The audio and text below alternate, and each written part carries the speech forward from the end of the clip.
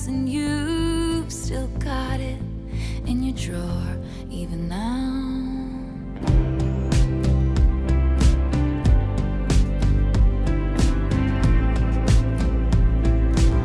Akkam jirtu jaallattootaaf hordoftoota ispoortii har'a seenaa taphataa kubbaa miilaa Kevin De Bruyne eessaa ka'ee eessa ga'e kan jedhu isiniif qabannee dhufneerra. Namoonni chaanaalii keenyaaf haaraa taatan damee official subscribe gochuun maatii ta'a. Hanga dhuma qophii keenyaatti nu waliin turaan immoo affeerraa keenya.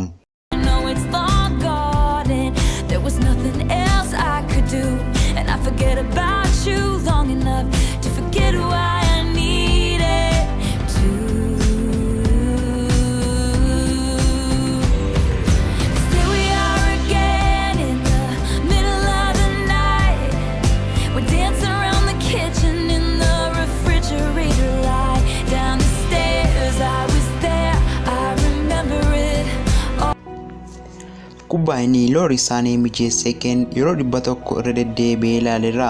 Garuu hangammaatti maal akka inni godhe hubachuu hin dandeenye.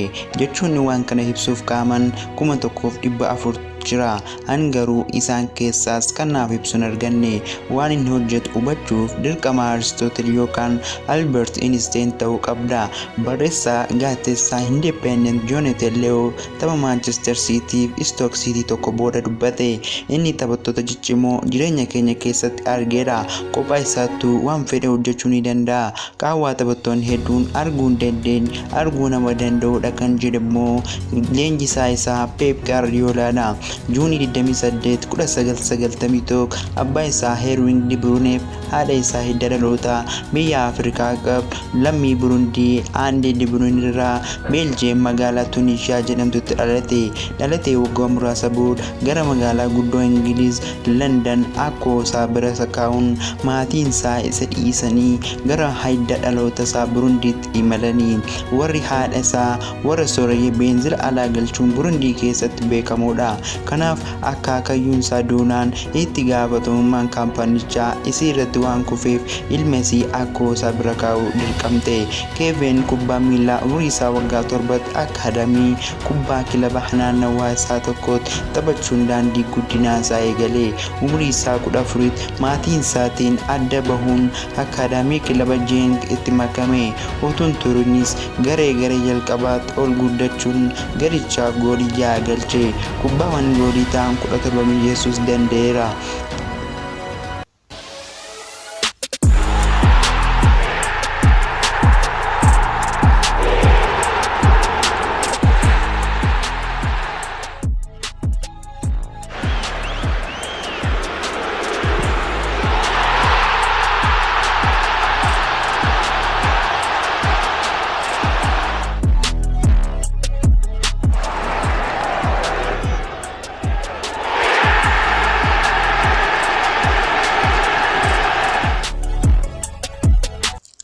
Waggoota 3 booda bara 2012 jijjiirama jeetiin gatii jijjiirama paawundii miliyoona 8 qofaan kilaba London Chelseaf mallatteesse.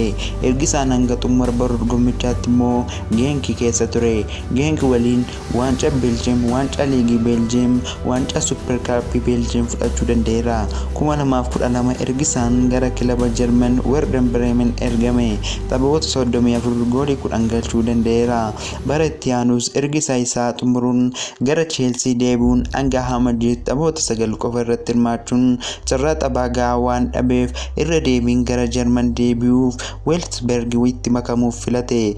Akka leenjisaan itti aanaan Chelsea duraanii Head Newton jedhanitti Kevin Chelsea keessatti carraa taphaa argachuu waan dhabeef gahumsa dhabuun otoo hin taane Jose Mourinho waliin walitti bu'eef carraa taphaa isaa dhorkachuun akka inni Chelsea keessaa bahu dhiibbaa irratti taasisaa ture jedha. Leenjisaan Chelsea yeroo isaanii is a special one Jose Mourinho amma waa'ee kana akkas jechuun dubbata. Abbaan isaa mucichi Chelsea keessatti carraa dhaabbiidhaan hiriirsuu yookaan carraa isaa gadi dhiisuu nuuf kenne. Inni yeroo sanitti gahumsa dhaabbiin isa hiriirsuun qabu shaakalas cimsees hin hojjetu. Kanuma waliin eenyu guyyaa hundaa balbala natti rukutaa natti bu'aa na gaddisiisa jedhee isa geggeessuuf dirqamee jechuu waan keessa ture dubbata. Akkuma Wolfsburg itti makameen carraa dhaabbii hiriiruu kan argate Kevin ga'umsa addaa mul'isaa ture. Bara dorgommii 2014 gooliiwwan 16 galchuun kubbaawwan goolii ta'an 27 mijeessee kennuun Bundesliga keessatti rikoordii haaraa hanga har'aatti hin tuqamin galmeesse.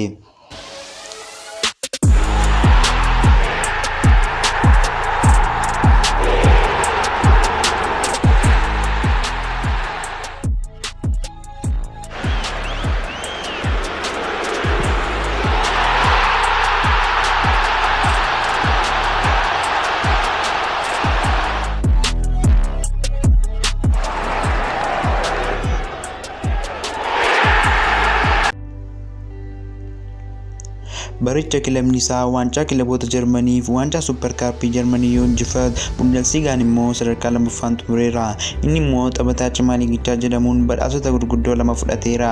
Kanas argan cuquliisoon gaabbii keessa seenanis inni gara Stamford Bridge deebi'uuf eeyyamamaa miti. Sana booda Agoostii 30 bara 2015 gatii jira paawundii miliyoona 75tti kaffalamuun gara kilaba Ingilizii Manchester City dhufe.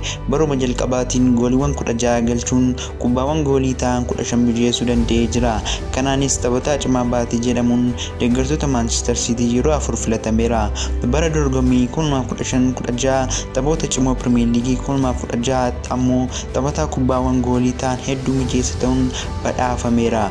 Bara dorgommii 2019 garee Pep Guardiolaatiif taphoota 43 taphachuun gooliiwwan 16 galchuu danda'eera. Kana malees barichuma Premier League'n kubbaawwan 21 mijeessee kennuun rikoordii Teeran Henry qooddatee jira.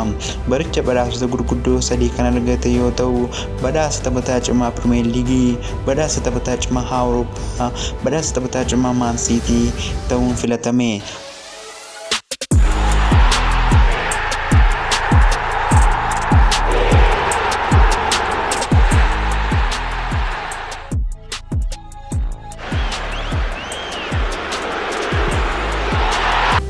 Egaa daawwattoota keenya seenaa Kevin De Bruyne guyyaa irraasniif qabannee dhufne isaan kana ture. Haganuma qophii keenyaatti waan waliin turtaniif galatoomaa. Namoonni chaanaalii keenyaaf haaraa taatan Damee Official subscribe gochuu ammarraayyuu hin dagatinaa. Share like gochuun hiriyoota keessan biraan nuuf ga'a.